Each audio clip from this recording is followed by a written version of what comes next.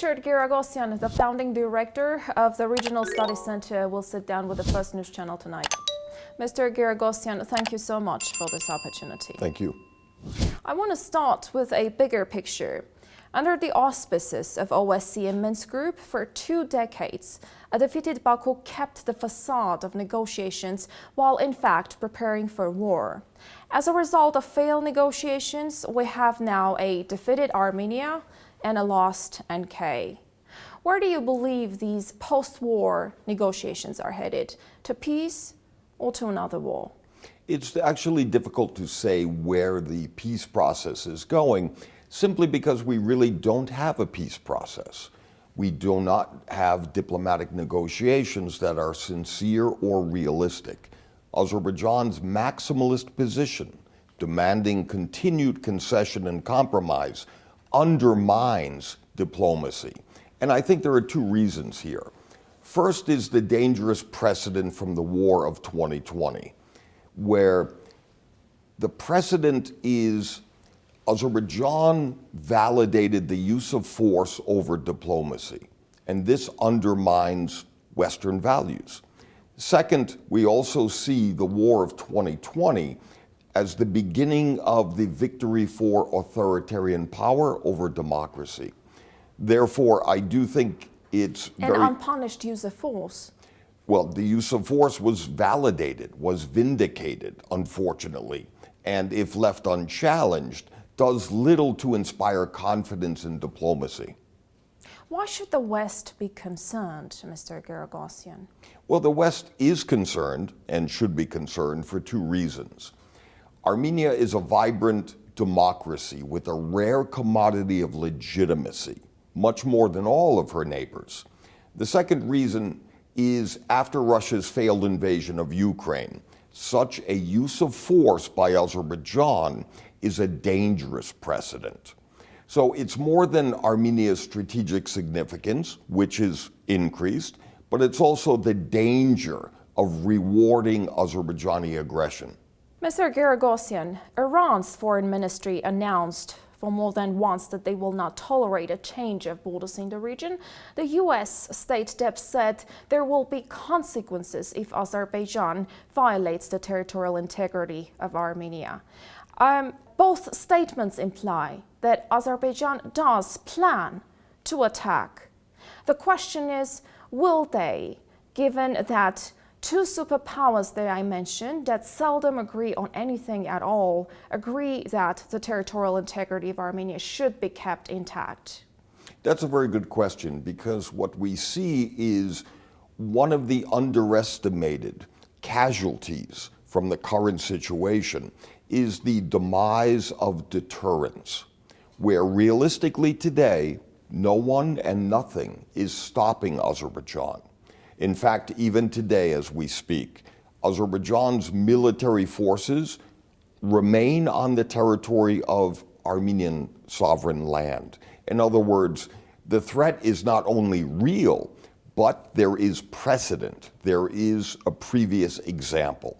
And you're quite right. There is an accidental convergence of interests between the United States, Iran, and even Russia in terms of the threatening language coming from Baku, territorial demands on Armenia, the so-called Zangezur corridor.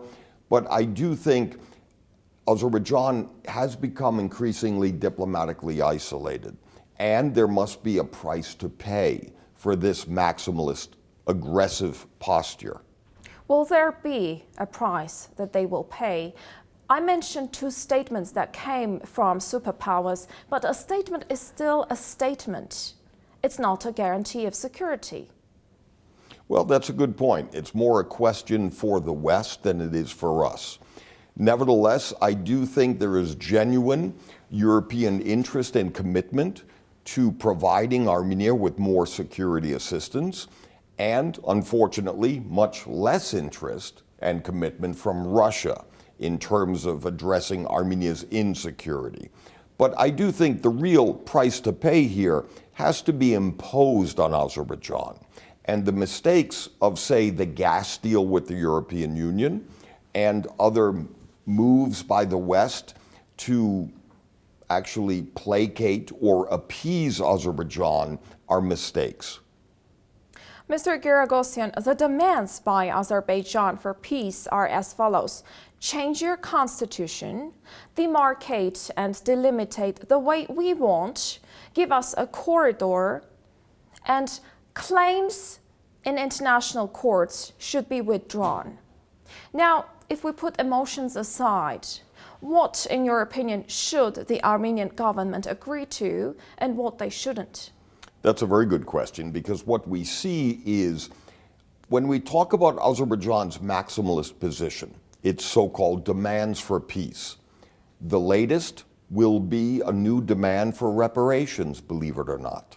In other words, Azerbaijan is making demand after demand without waiting for an answer. In other words, this is driven by domestic politics within Azerbaijan and much less genuinely expected from Armenia. Having said that, the challenge for Armenia is to understand what are the empty threats for domestic purposes and what are real. But in this case, I think Armenia should learn to say no. In other words, Armenia should threaten to walk away from the negotiating table until the withdrawal of the Azerbaijani military personnel from Armenian territory, for example. Armenia, despite its weakness and lack of leverage, should actually say no more often. Concession and compromise without conditionality, without anything in return, is a sign of weakness, not strength. If Armenia withdraws from the negotiation table, with the precondition that Azerbaijan withdraws its forces from the occupied 215 square kilometers of Armenian territory, would this not result in another war? Yes. In other words, Armenia's withdrawal from negotiations would actually play to Azerbaijan, would strengthen Azerbaijan's position. My point is slightly different. Whether it's Armenia's membership in the Collective Security Treaty Organization or diplomatic engagement with Azerbaijan, the strategic advantage is in the threat, not the action. In other words, the threat to walk away, the threat to leave the CSTO is more effective than actually doing it. But in terms of the threat of war, even the Turkish government has been persuading and cautioning the Azerbaijanis not to go too far too fast.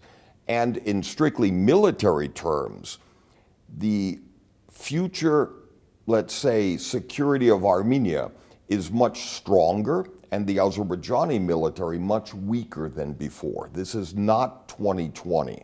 Hopefully we've learned more important lessons militarily, but for Azerbaijan, they lack the element of surprise. So the outlook is more localized, continued skirmishes or escalation, but much less renewed war. You mentioned CSTO and the threat to leave it. Russia requires a clear answer from Armenia. Are you staying in CSTO or are you leaving? What should the correct answer be? Well, first, I would disagree with the question. Russia is not, in my opinion, demanding Armenia to decide. I do think, however, Russia is increasingly frustrated, but Russia remains distracted and overwhelmed by its failed invasion of Ukraine. For the Armenian government, the current path of suspending or freezing participation in the CSTO is the right response.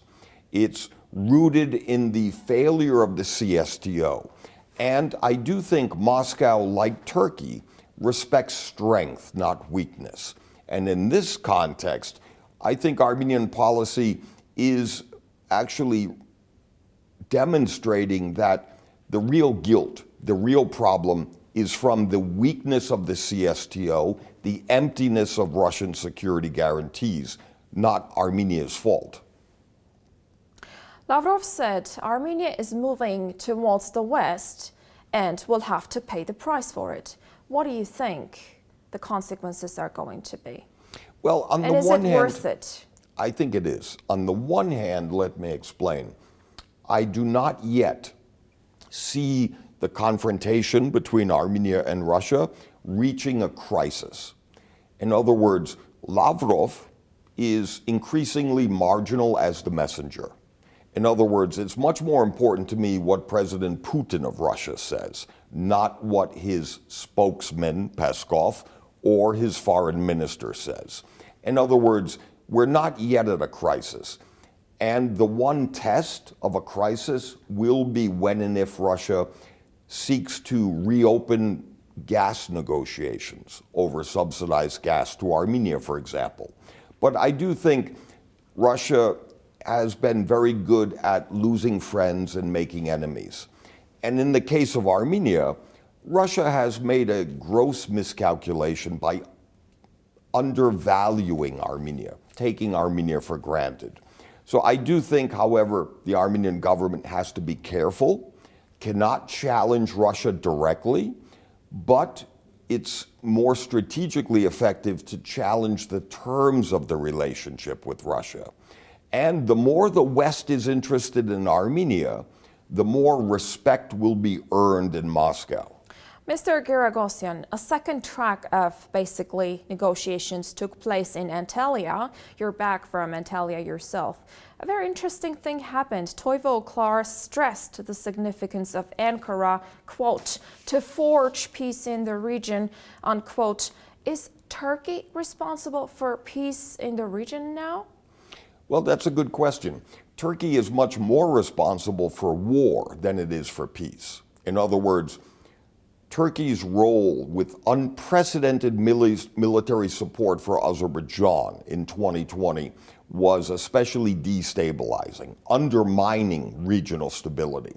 Turkey now, therefore, has a much greater responsibility.